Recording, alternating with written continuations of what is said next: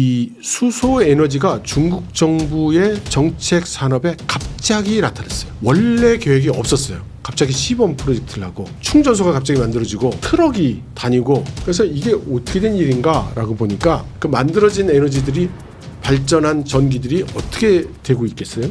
소비되지 못하고 이렇게 낭비가 되겠죠. 네, 갖다 버리고 있어요 지금. 대량으로.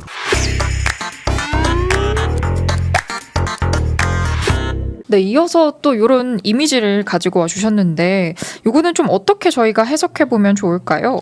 제가 지금 보여드린 그림은요. 네.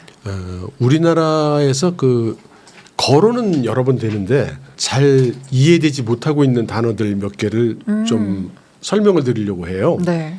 우리가 이제 시진핑 주석이 공동부유 얘기 많이 했잖아요. 그다음에 최근에 와서는 또 신질 생산력이라는 단어가 또 나왔습니다. 그리고 아까 말씀드렸듯이 산업고도화도 있고 또 우리 에너지에 대해서 얘기하고 있는데, 네.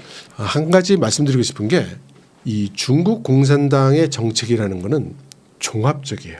그러니까 우리나라는 정책이 1:1 대증 정책 같은 게 많아요. 그러니까 뭐 예를 들면 이 종이컵 만드는 공장들이 어렵다더라. 네.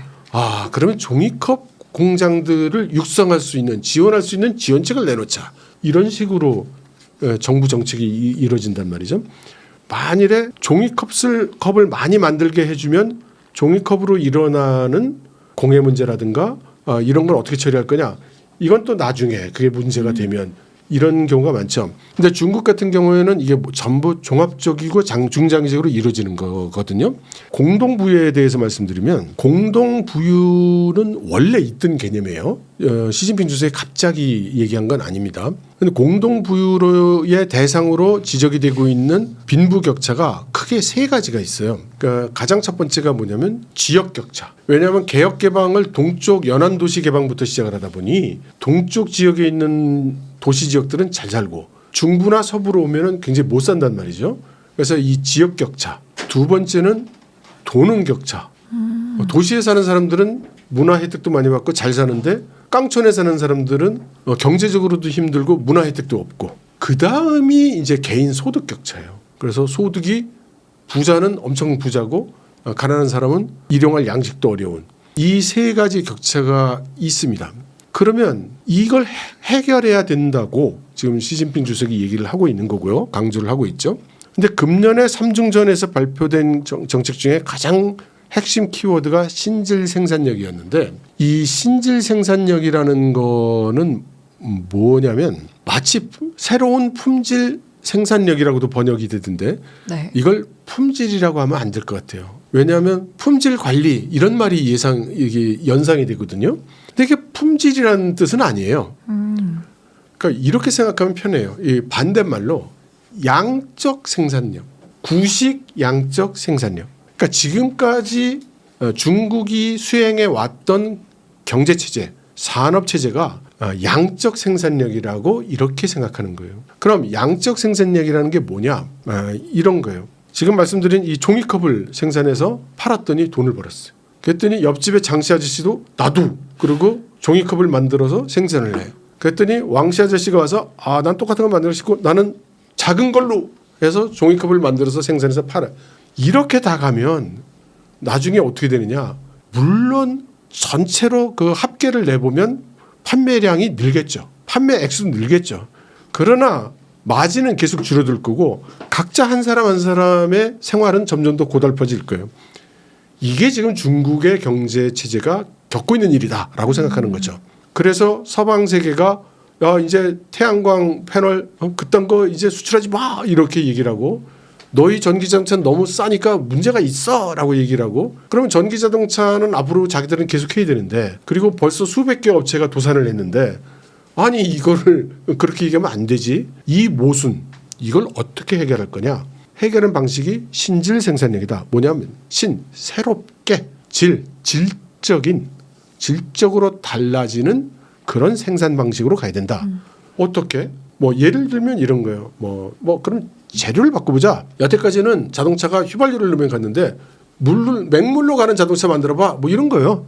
말은 안 되는 얘기지만 그다음 여태까지는 그 가구를 이렇게 나무로 만들었는데 이제는 뭐 유리로 만들어봐. 라든가 이런 소재를 바꾼다든가 아니면 지금 테슬라가 하고 있는 스타링크 같은 게 아주 좋은 예죠. 뭐 5G, 5G, 6G 그럼 다음은 7G, 8G겠네 뭐라고 할 때 나는 아예 지표를 떠나서 스페이스에서 통신을 하겠어. 이렇게 발상이 확 바뀌는 이것을 이제 신질 생산력이라고 하는 겁니다. 그래서 이렇게 나가야 된다고 지금 얘기를 하고 있는 거거든요. 그런데 앞서 말씀드렸듯이 에너지 정책에서 산업 고도화도 해야 된다고 그랬잖아요. 공동 부유도 해야 되고 네. 해야 되겠고. 그래서 지금 그 최근에 새로 발표된 정책이 뭐냐면 산업을 중부 서부로 이전하는 정책이 발표됐습니다. 이게 뭐냐면 지금까지 가장 제조를 많이 하고 그 경제 성장을 많이 한 데가 동부 연안 지역이라고 말씀드렸잖아요. 네. 그래서 거기는 민간 기업이야 어떻게 할 수가 없으니까 중국은 국유 기업 비중도 굉장히 크잖아요. 그래서 이 동부 연안 지역에 있는 너희들 중부 서부로 옮겨. 그리고 그 빈자리는 지금까지의 그 양적 생산력이 아닌 신질 생산력 방식의 산업체가 나와줘야 되겠어. 그러면 중부 지역에 그 요즘 그 재정이 핍박을 받는 지방 정부들이 많이 있잖아요. 그 사람들은 갑자기 막 산업체가 들어오면서 세금을 막 내주는 기업들이 들어오니까 어머 감사합니다 이렇게 되는 거죠. 그리고 또 하나 뭐냐 아까 말씀드렸듯이 그 태양광 발전이니 풍력 발전이 주로 서부 지역에서 이루어지는데 이 산업체는 전부 동부 지역에 있다 보니까 거기까지 보낼 수가 없어요. 보내는 비용이 배보다 배꼽이 더 커요. 그래서 이거 에너지 균형이 안 맞아. 그러면 발전소가 동쪽으로 갈 수 없다면 산업체가 서쪽으로 와라. 그렇게 해서 이제 옮기는 겁니다. 자, 그러면 이렇게 이루어진다면 어떤 게 이루어지죠? 지역 격차, 공동 부유가 추진하는 지역 격차가 해소되죠. 그다음 구 양적 생산력 기업을 이전하고 동부 가장 돈과 자본과 기술과 경험이 축적되어 있는 동부 지역에서는 신질 생산력에 입각한 새로운 비즈니스를 만들어라. 그러면서 지금까지 너도 만드니 나도 만든다 이래가지고 그 산업이 중복되고 전통 산업, 굴뚝 산업이 많았는데 그게 리딩 컴퍼니들이 이제 중부 서부로 오니까 그 지역에 있는 잔챙이들은 사라져야 되겠죠. 그렇게 해서 산업 고도화가 정리가 되고 그러면서 에너지 균형이 이루어지니까 전반적인 에너지 소비가 줄게 되고 이런 도모를 하는 거예요. 물론 성공한다는 보장이 있냐? 없죠. 언제면 그게 이루어질 거냐? 뭐 빨리 해야 되겠죠. 그러니까 우리나라에서는 이런 정책을 내기가 힘들어요. 왜냐하면 관계 부처가 한 10대 개는 나올 거예요. 저게. 그래서 안 되고 지자체가 뭐 좋은 거면 맞아. 왜 우리 안 주냐고 싸울 거고 나쁜 거면 절로 가져가라고 싸울 거고. 워낙 장기적인 프로젝트가 돼야 되기도 하고요. 아, 그렇죠. 그러면서 산업체들이 에너지를 많이 소모하는 산업체들이 중부 서부로 가면서 발전소, 변전소 이런 것들이 다 중부 서부 지역에 확충이 되잖아요. 그러면 전쟁이 일어났을 때 미사일 공격을 받기 쉬운 동부와 남부 연안 도시들의 전략 목표가 줄어들게 돼요. 일석몇조라고 봐야 될까요? 아니 일석몇조가 아니라 중국의 전략 정책이란 원래 이런 거예요. 이게 다각도 다차원으로 하는 거기 때문에 그래서 제가 이제 이 좀 답답한 것 중에 하나는 우리나라는 아주 단기로 어저께 중국 정부에서 이런 발표를 했는데 무슨 의미로 보십니까? 뭐 이런 질문. 그래서 주가에 영향이 있을까요? 이런 질문. 그래서 성공할 수 있답니까? 이런 식으로 보면 안 된다는 거죠. 이게 이제 뭐 100년 계획, 50년 계획, 10년 계획 그러면 경제, 사회, 문화, 지리, 안보 요소를 다 같이 고려해서 추진이 되는 산업이니 우리가 이 사람들이 왜 저러는지 그래서 얼마나 노력을 하는 건지 얼마나 심각한 건지 이런 판단을 하려면 이렇게 뒷배경을 이해한다고 봅니다. 꼭 알고 넘어가야 되는 부분들인 것 같습니다. 앞서서 박사님께서 이 중국의 신삼양에 대해서 말씀을 해주셨는데 에너지 관련해서는 조금 더 자세하게 풀어주시면 좋을 것 같습니다. 신삼양이 이제 전기 자동차 또 2차 전지 태양광이라고 말씀을 해주셨잖아요. 네. 여기에 덧붙여서 지금 하나가 더 있는 것 같은데요. 네, 이것은 정책으로 아직 확정된 것은 아니고요. 신삼양의 플러스 원이라는 이야기들이 요즘 많이 나오고 있어요. 그게 뭘 얘기하느냐면 이제 수소 에너지를 얘기하는 겁니다. 이 수소 에너지는 보통 보면 이제 결과적으로는 전기 자동차에 도입이 될 때 이제 수소 전지의 형태로 적용이 될 텐데 이 수소 에너지가 중국 정부의 정책 산업에 갑자기 나타났어요. 원래 계획이 없었어요. 그런데 한 2년, 3년 전에 갑자기 끼어들어왔습니다. 그러면서 저장, 장수 이런 동쪽에 있는 일부 경제적으로 발전된 성에서부터 갑자기 시범 프로젝트를 하고 수소 충전소가 갑자기 만들어지고 수소 트럭이 다니고 이런 시범 사업들이 막 생겼어요. 그래서 이게 어떻게 된 일인가라고 보니까 이런 거예요.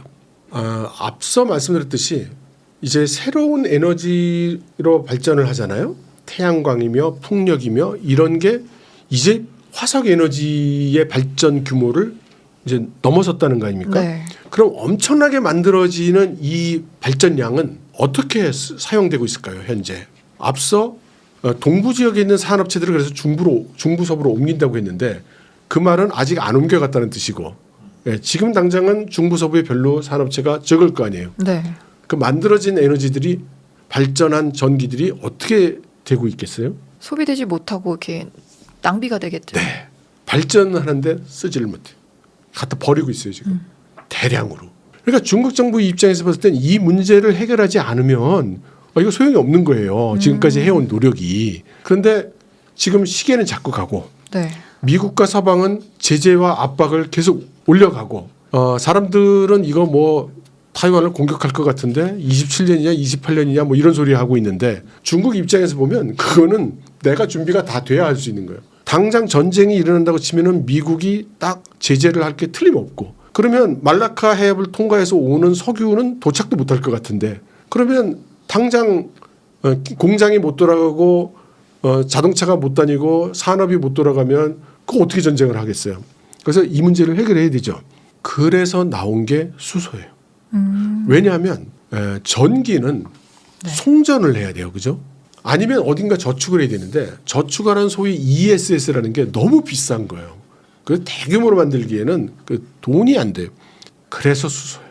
그러니까 서쪽 지역의 태양광 발전이나 풍력 발전으로 만들어진 전기를 지금 그쪽엔 산업이 아직 없으니까 그걸로 수소를 만듭니다. 그래서 수소를 탱크로리 같은 데 싣고 중부 지역 최소한 중부 지역까지 오면 그래 중부 지역에서 그걸 써주면 되는 거예요. 그러면 에너지가 서쪽에서 만들어진 지금 버려지는 에너지가 이제 중부 서부 지역으로 충전이 되고 그러면 동부 지역에서는 더 이상 전통형 그런 화석 에너지 발전은 안 해도 되는 거죠. 그래서 수소가 이제 등장을 했어요.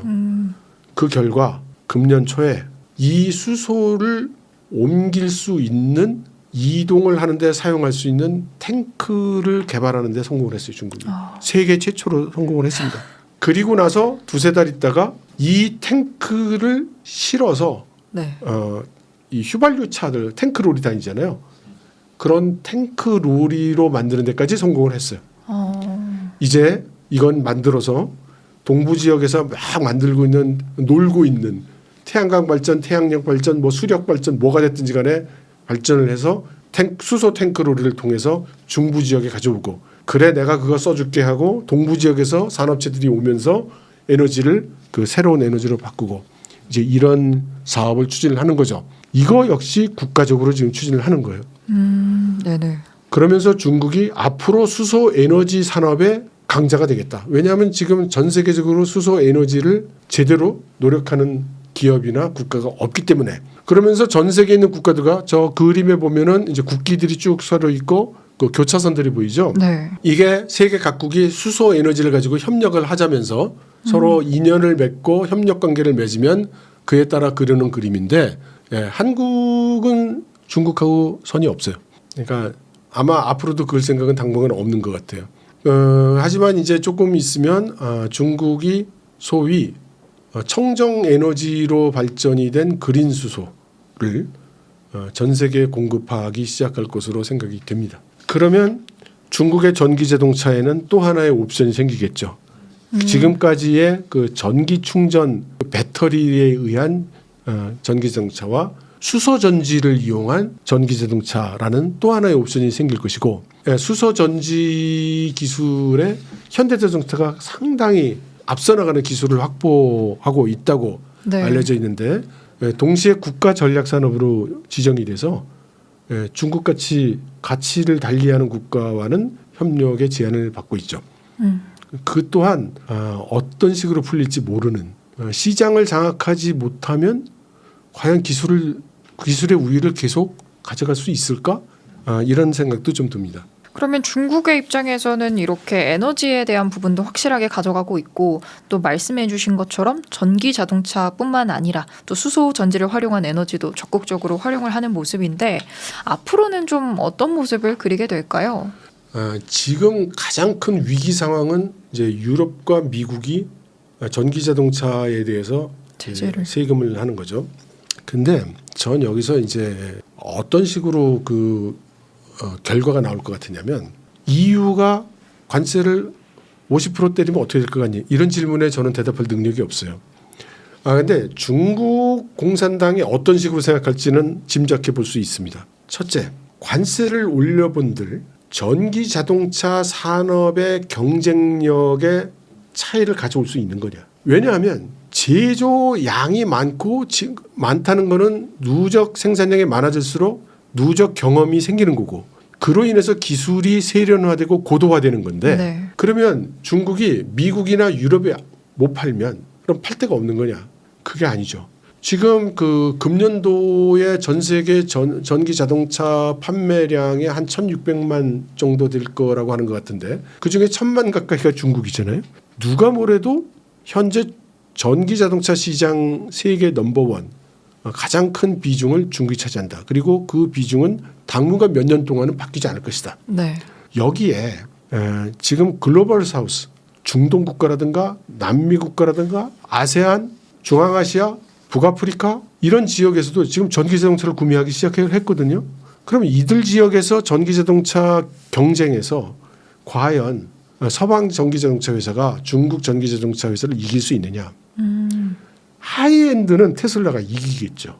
그러나 지금 이야기하고 있는 글로벌 사우스라는 건 대체로 경제력 소득 수준이 낮은 국가들이잖아요. 당연히 가격 상계 굉장히 중요할 겁니다. 그렇다면은 당분간 향후 몇 년간에도 전기 자동차를 주도하는 것은 중국 전기 자동차가 될 것이다. 그러면 오히려 서방은 그로 인해서 산업 경쟁력이 오히려 더 내려갈 수도 있어요. 그리고 중국은 만일에 이 전기 자동차가 이게 전기 자동차가 잘 안 되면 그러면 다른 데다가 중점 정책 포인트를 바꾸지 이럴 수 있으면 바꿀지도 모르겠는데 지금까지 설명을 드렸지만 중국 정부의 여태까지의 과정은 지난 20 몇 년 동안 누적되어 온 일관되게 추진해온 국가 전략이란 말이에요. 네. 이걸 바꿀 수는 없습니다. 그래서 금년에도 중국 정부는 전기 자동차 이런 산업을 지원하기로 했죠. 그 증거로 볼 수 있는 게 금년에 실시된 소비 진작책, 네. 이구 환신 정책. 네. 옛날 거를 가져오면 내놓고 새 걸 사가라. 그 대상이 뭡니까? 제일 큰 게 지금 전기 자동차예요. 그러니까 오히려 속도를 내고 싶은 거죠. 그래서 중국은 전기 자동차에 대해서 첫째, 이구 환신 정책을 계속 밀어서 네. 지속적으로 전기 자동차 산업을 밀어줄 거다. 둘째, 지금 도시 지역이 점유율이 많이 올라가고 있기 때문에 농촌 지역으로 지금 집중을 하고 있다. 그리고 농촌 지역이 지금 약간 증가세가 주춤한데 네. 분석 결과는 인프라가 부족해서 그렇다. 농촌 지역은 아무래도 충전 포스도 적고 분산돼 있어서 그렇다. 그래서 그거를 집중적으로 이제 또 투자를 하겠다는 거예요. 네. 그리고 폐 배터리. 이제 초기에 팔았던 전기 자동차들이 이제 폐차가 시작이 되는데 네. 이걸 효과적으로 리사이클을 하는 체계를 만들어서 리사이클 체계도 이제 수출할 거예요. 이제. 자, 그렇게 되면은 어떤 현상이 일어나느냐? 중국이 미국 시장을 상실하더라도 미국 시장 지금 별로 있지도 않지만 유럽에서 어지간히 버텨주고 지금 유럽에는 이제 현지 생산을 하기로 했잖아요. 그렇게 해서 EU의 제약을 회피하고 나머지 글로벌 사우스의 전기 자동차를 확확 밀어대고 그러한 의미에서 지금 진행되고 있는 브릭스가 엄청난 글로벌 전략의 중요성을 갖는 거죠. 그래서 중국의 전기 자동차 산업은 적어도 10년 내엔 죽지 않는다. 아마 향후 한 5, 6년 정도까지는 계속해서 신장할 것이다. 그렇게 저는 봅니다. 저희가 지금까지는 조금 단순하게 봐왔던 것도 같아요. 중국이 저가 전기차를 좀 앞세우면서 네. 그런 관세 부분에 있어서 좀 불이익을 받지 않을까라고 봤던 게 또 대부분의 투자자분들의 시각이었던 것 같은데 말씀해 주신 것처럼 이 기술과 또 생산력에서도 월등히 또 앞선 부분을 가지고 가고 있다. 이런 것들을 좀 체크해 볼 수 있는 시간이었던 것 같고요. 마지막으로 좀 이 중국의 전기 자동차 산업과 관련해서 정리해 주시고 싶으신 말씀 있으실까요? 전기 자동차 관련해서 몇 가지 이제 제가 말씀을 드린다면 네. 제가 테슬라 칭찬을 많이 했잖아요. 그래서 이러한 그 전략이라는 맥락에서 쳐다보면은 중국 입장에서 꼭 필요한 네. 기업이 테슬라. 그리고 테슬라와 마찬가지로 지금 반도체에서는 TSMC 같은 회사와 ASML 같은 회사가 있죠. 그런데 만일 폐배터리 재활용 기술을 가진 기업이 나타나면 중국에서 엄청나게 뜰 거다. 이런 말씀을 이제 드리겠고요. 그리고 현재 중국이 이미 그 세계 탑 티어에 와 있어서 이제 넘보기 어렵다고 생각되는 기업은 전기 자동차에서는 BYD가 되겠고 또 통신에서는 화웨이가 되겠고 배터리에서는 이제 CATL이 되겠죠. 네. 그리고 BYD나 CATL은 안 망할 거예요. 중국 국가 전략상 이들이 망하면 곤란해요. 그래서 어쨌든 살릴 겁니다. 어떤 현상이 일어나더라도. 그리고 아까 말씀드렸듯이 그 현대가 가지고 있는 그 수소전지 자동차 기술에 대해서 네. 만일 현대가 여기서 약진 앞으로 하면 중국 정부 입장에서는 매우 곤란한 일이 될 거예요. 왜냐하면 수소전지 자동차가 기존의 전기 자동차보다 우수한 자동차로서 시장에서 인정을 받게 되면 지금까지 중국이 해놨던 일이 무산이 되니까. 이게 타격을 크게 입겠죠. 그러니까 그런 일이 일어나서는 안 되는 거예요. 그래서 중국은 수소전지에도 그래서 굉장히 지금 다시 연구개발하고 노력을 하고 있는데 네. 여기서 우리가 그 중국과 경쟁으로 가야 되는가 아니면 손을 잡아야 되는가 어떻게 가야 되는가 굉장히 미묘하면서 굉장히 중요한 선택의 순간이라고 저는 생각이 들어요. 그래서 이거를 세상의 가장 큰 시장은 빼고 내가 하겠다는 게 옳은 건지 아니면 그렇다고 해서 우리에게 불리한 적성국이 될 수도 있는 국가가 이로운 일을 하게 해줘서는 안 되는 거 아니냐 등등 여러 가지 좀 복잡한 문제가 있어 보입니다. 중국에서 제가 전술적으로 필요한 기업이라고 이렇게 표현을 했는데 애플이라든가 네. 삼성이라든가 SK 같은 회사들 있잖아요. 이런 회사들은 지금 필요해요. 날이 갈수록 안 필요할 거고요. 중요하지 않아요. 껌의 단맛이 많이 빠져가고 있는 중이거든요. 그래서 뭔가 브레이크스루가 나오지 않는 이상에 이런 류의 기업들이 앞으로 중국 시장에서 크게 성장할 가능성은 적다. 그러면 어떤 기업들이 또 어떤 사업들이 중국에서 앞으로 유망할 거냐? 그럼 앞서 봤던 그 네. 전략을 생각해 보면 되죠. 식량 안보를 해야 되잖아요. 굉장히 그 중요한 이슈잖아요. 중국의 입장에서는. 그럼 당연히 바이오 기업, 특히 육종, 특히 사료 문제에 기여를 할 수 있는 그런 바이오 기술이 나오면 이건 중국에서 메가 히트를 칠 거다. 이런 말씀을 드릴 수 있을 거고 또 지금 얘기하고 있는 수소전지와 같이 새로운 에너지, 새로운 류의 에너지 기술이 굉장히 중요할 거고 그다음 당장 눈앞에 문제가 되고 있는 AI 군사 기술이 문제가 되겠죠. 네. 그리고 반도체 장비 산업이 될 텐데 제가 반도체에 대한 질문을 많이 받거든요. 근데 저는 일단 좀 그 큰 틀을 좀 봤으면 좋겠어요. 그러니까 항상 반도체 얘기가 나오면은 TSMC 3나노가 뭐 이런 얘기들이 주로 나오는데 아주 그것은 첨단 기술이고 매우 중요합니다. 군사 기술로도 중요하고. 그런데 양으로 따지면 이게 주된 양은 아닌 거예요. 저희 반도체 시장 중에 대부분은 다 레거시 제품, 뭐 35나노 이상의 그냥 구 기술로 다 생산되는 거예요. 그러면 지금 왜 첨예화가 되고 있냐면 앞으로의 미래, 게다가 AI와 같은 군사 전략적인 기술이 적용될지도 모르기 때문에 그 가능성 때문에 그 시사성을 가지는 건데 양을 잊어버리면 안 된다는 거죠. 그래서 대부분의 반도체 기술은 지금 중국이 다 가지고 있다. 그리고 그 기술이 생산하고 있다. 그리고 쫓아오고 있다. 그래서 우리가 지금 이야기하고 있는 뉴스에 자주 회자되는 기술들이 얼마만한 분량이고 얼마만큼 큰 비중을 차지하고 있는가라는 거를 좀 생각해 볼 필요가 있다. 이렇게 말씀드리고요. 그리고 이제 마지막으로 아까 말씀드렸던 6대 미래산업. 중국이 앞으로 나가겠다는 방향. 어떤 기술을 주로 보고 있느냐. 관심 가질 필요가 있는데 그게 보면 미래 제조. 미래 제조 내용을 보면 뭐 스마트 제조라든가 또 바이오 제조 같은 게 있어요. 그리고 미래 정보. 여기 보면 그 지금 스타링크와 같은 그런 위성 기술 그리고 6G 그다음에 차세대 인터넷, 유선 인터넷. 네. 차세대 인터넷 같은 경우는 중국이 기술 다 개발을 해놨는데 미국이 좀 밀어내가지고 지금 표준화 세계 표준화를 못하고 있어요. 그다음 재료 그리고 에너지. 그러니까 공간이 미래 공간이라는 분야가 나오는데 이게 바로 우주, 뭐 심해 이런 겁니다. 그리고 미래 건강이라고 이름 붙여놨는데 바이오예요. 그래서 중국은 이 6개 방향 산업을 앞으로 중국이 적어도 수십 년 밀고 갈 그런 분야로 지정을 해놨다. 따라서 중국 관계된 산업 뉴스 보실 때 이쪽 분야를 조금 더 주의해 보시면 좋을 것 같습니다. 네, 오늘 또 너무 유익한 말씀 긴 시간 동안 해주셨는데 이렇게 오늘 중국의 경제체제의 흐름에 따라서 이철 박사님과 함께 또 전기 자동차 산업 자세하게 살펴보는 시간 가져봤습니다. 박사님 오늘 말씀 너무 감사합니다. 다음에 또 출연 부탁드릴게요. 감사합니다. 감사합니다. 원인에버슬립 뉴스레터와 네이버 프리미엄 콘텐츠 지금 바로 구독해보세요.